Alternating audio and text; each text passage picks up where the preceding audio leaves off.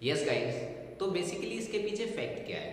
इसके पीछे फैक्ट ये है, देखिए सबसे पहले होता क्या है कि बतख के अंदर, बॉडी के अंदर, उसके बॉडी के अंदर कुछ खाली स्थान होता है, ठीक है।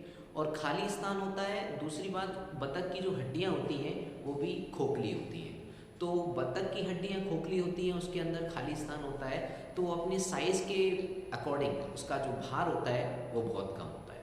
और आर्किमिडीज के सिद्धांत के अनुसार जब कोई वस्तु किसी तरल पर तैरती है या किसी तरल में होती है तो उस वस्तु पर एक उत्प्लावन बल कार्य करता है। वो उत्प्लावन बल जो होता है वो वस्तु के द्वारा हटाए गए द्रव के भार के बराबर होता है।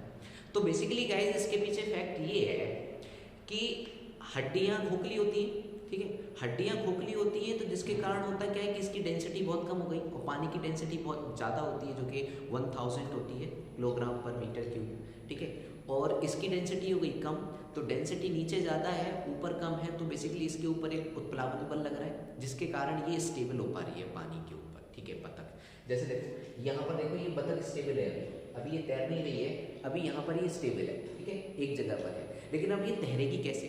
तो तैरने के पीछे कॉन्सेप्ट ये है कि जो बतख के पैर होते हैं वो बतख के पैर पंखनुमा होते हैं। कैसे होते हैं? पंखनुमा, इस तरीके से।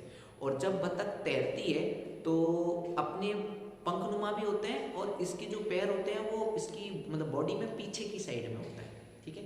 तो जब ये तैरना स्टार्ट करती है तो करती क्या है कि अपने पैरों को इस तरीके से छपक करती है, इस तरीके से बतख, और इस तरीके से छपक करती हुई जाती है और पानी को पीछे धकेलती चली जाती है और आगे की तरफ बढ़ती चली जाती है। सिमिलरली वैसे ही होता है, सेम केस वैसा ही है जैसे कि आपने नाव जब चलाते हैं ना तो वो डंडा होता है, उस डंडे से पानी को पीछे करते हुए चले जाते हैं, ठीक है, और नाव आगे की तरफ बढ़ती चली जाती है। तो सेम कॉन्सेप्ट गाइस इसके पीछे यही है कि सबसे पहली बात तो खोखली होती हैं हड्डियाँ जिसके कारण ये हल्की होती है।